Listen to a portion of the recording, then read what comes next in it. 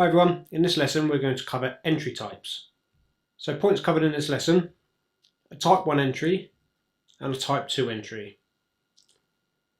Now a type 1 entry can be commonly known as a risk entry, and a type 2 entry is commonly known as a confirmation entry. I'm not sure where those terms actually derived from, but these two entry types are very similar, if not the same, as those two examples that I've just mentioned. So for a type 1 entry, things that we look for is a order block that has created an impulsive movement, and we're looking for a breaker structure. So let's assume that this here is the high and we've broken past this structure, and we would then be taking an entry straight off the order block, setting a pending order and waiting for that to tap in and go. Now this type of entry is more suited for an aggressive entry. Reason for that is there is less confirmation that price is actually going to continue in a direction that you're hoping to trade with. So here's an example of what the type 1 entry will look like on the charts. So here we have our order block, which is also a demand zone. Okay, we've had an impulsive movement, and it's also left some imbalance behind here. We've also had this break of structure, and the move has pushed above that high.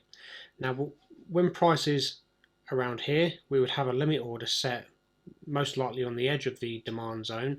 So when price comes back down, it would tap in. We'd have our stop loss below the demand zone to protect us, and as you can see, we could have caught this move. Now what are the issues with a type 1 entry? And I've deliberately picked this example due to the fact that there's also a supply zone here as well. So as you can see here, I've not marked this out, but this is where type 1 entries can get a little bit more riskier and misleading. Now a typical person might be looking at the impulsive move we've had, breaker structure, price coming down and going long from here.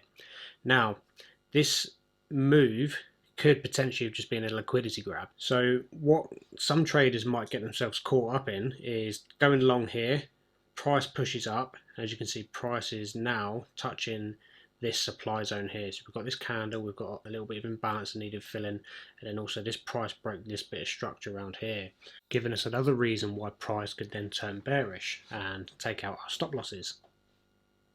So for a type 2 entry, there's a little bit more going on here. So we've got this move coming down here, we've then created a higher time frame demand zone. Price is pushed away, we've come back into this demand zone. So this, at this point here, this is where some people might be taking a type 1 or a risk entry trade, pushing upwards.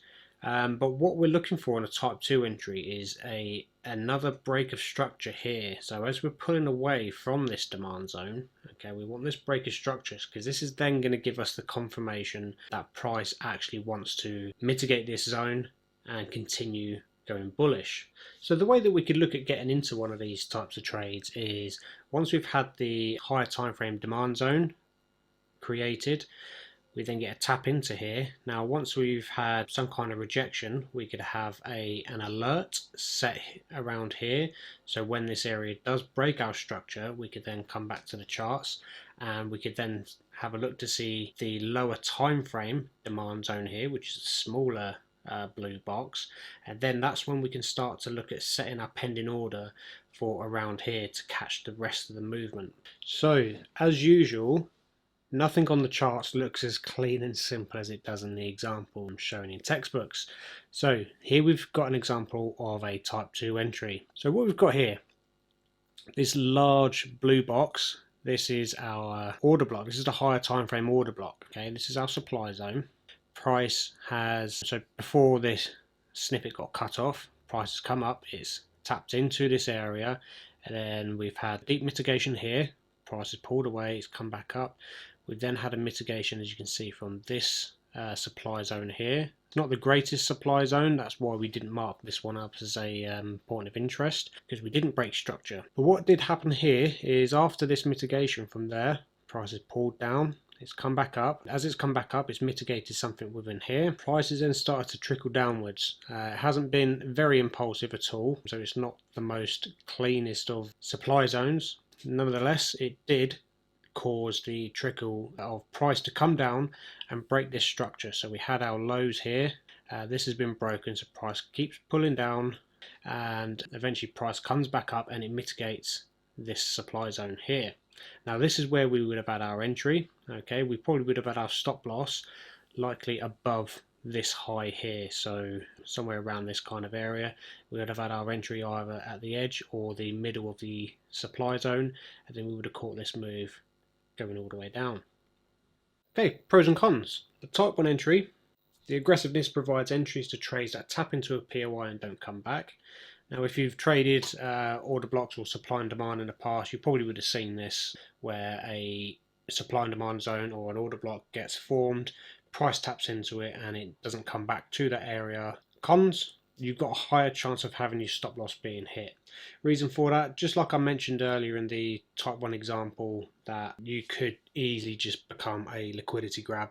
And if you're going bullish on a demand zone and a supply zone gets mitigated and an impulsive move or just price corrects and takes your stop loss out, whether it be at entry or at your full risk.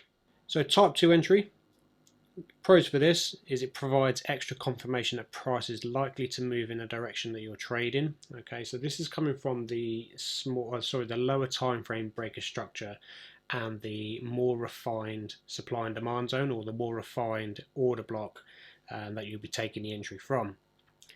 However, the cons on this is you're likely to miss out on trades that do not come back to the refined POI on the lower time frame.